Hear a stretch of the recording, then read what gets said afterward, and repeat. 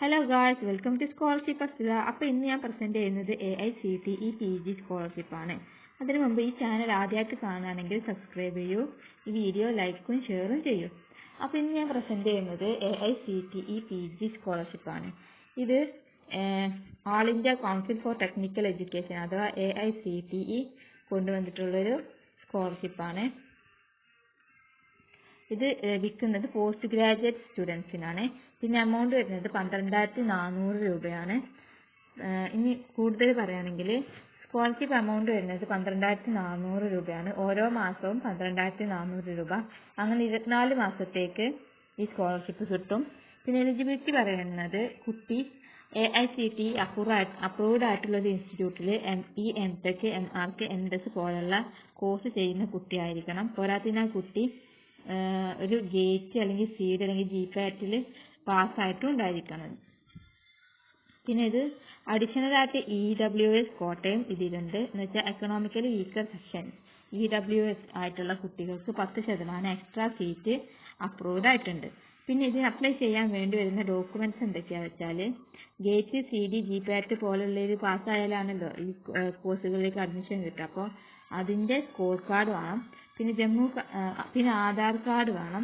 അത് തന്നെ ജമ്മു കാശ്മീരത്തെ, മേഘാലയ, ആസാം പോലുള്ള സ്ഥലങ്ങളിൽ ആധാർ കാർഡ് വേണമെന്നില്ല. പിന്നെ നമ്മുടെ ആധാറുമായി ലിങ്ക് ചെയ്തിട്ടുള്ള ബാങ്ക് അക്കൗണ്ട് ഡീറ്റെയിൽസ് വേണം. പിന്നെ നമ്മൾ അഡ്മിഷൻ ലെറ്ററും ഇൻസ്റ്റിറ്റ്യൂട്ട് ID കാർഡും വേണം. പിന്നെ ആവശ്യം ഉണ്ടെങ്കിൽ കാസ്റ്റ് സർട്ടിഫിക്കറ്റും നോൺ ക്രീമി ലെയർ സർട്ടിഫിക്കറ്റും വേണം. പിന്നെ പാസ്പോർട്ട് സൈസ് ഫോട്ടോഗ്രാഫ് വേണം. പിന്നെ ഇൻകം സർട്ടിഫിക്കറ്റ് വേണം. ഡിസബിലിറ്റി സർട്ടിഫിക്കറ്റ് വേണം. ഇനി അപ്ലിക്കേഷൻ പ്രോസസ്സ് പറയുകയാണെങ്കിൽ ആ പഠിക്കുന്ന ഇൻസ്റ്റിറ്റ്യൂട്ടിൽ നിന്ന് എലിജിബിൾ ആയിട്ടുള്ള സ്റ്റുഡൻസിന്റെ ഡീറ്റെയിൽസ് അവർ സ്കോളർഷിപ്പ് പോർട്ടലിൽ കൊടുക്കും. അഥവാ സ്കോളർഷിപ്പ് പോർട്ടൽ എന്ന് പറയുന്നത് pgscholarship.aiCTeindia.org ആണ്. അതിൽ അവർ ഡീറ്റെയിൽസ് കൊടുക്കും. അപ്പോൾ ഒരു യുണീക്ക് ID കിട്ടും. ആ ID കുട്ടിക്ക് ഇൻസ്റ്റിറ്റ്യൂട്ട് എന്ത് ചെയ്യും, കൊടുക്കും. എന്നിട്ട് ആ യുണീക്ക് ID വെച്ച് കുട്ടി ലോഗിൻ ചെയ്ത് അപ്ലിക്കേഷൻ ഫില്ല് ചെയ്യുകയും വേണ്ട ഡോക്യുമെന്റ്സ് അപ്ലോഡ് ചെയ്യുകയും ചെയ്യും. പിന്നെ ഇൻസ്റ്റിറ്റ്യൂട്ട് ലെവലിൽ വെരിഫിക്കേഷൻ നടത്തും. അതിനുശേഷമാണ് സ്കോളർഷിപ്പ് പ്രോസസ്സിംഗ് തുടങ്ങുക. ഇനി ഇമ്പോർട്ടൻ്റ് ആയിട്ടുള്ള ഡേറ്റ്സ് ഏതൊക്കെയാണെന്ന് വെച്ചാൽ അപ്ലിക്കേഷൻ സ്റ്റാർട്ട് ചെയ്യുന്നത് 1 സെപ്റ്റംബർ 2025 ലാസ്റ്റ് ഡേറ്റ് എന്ന് പറയുന്നത് 13 നവംബർ 2025 ആയിരിക്കും. പിന്നെ ഇൻസ്റ്റിറ്റ്യൂട്ടിൽ വെരിഫിക്കേഷൻ നടത്താനുള്ള ലാസ്റ്റ് ഡേറ്റ് 10th December 2025 ആണ്. പിന്നെ സ്കോളർഷിപ്പ് എമൗണ്ട് കുട്ടികളിലേക്ക് January 2026 ആകുമ്പോൾ കൊടുത്തു തുടങ്ങും.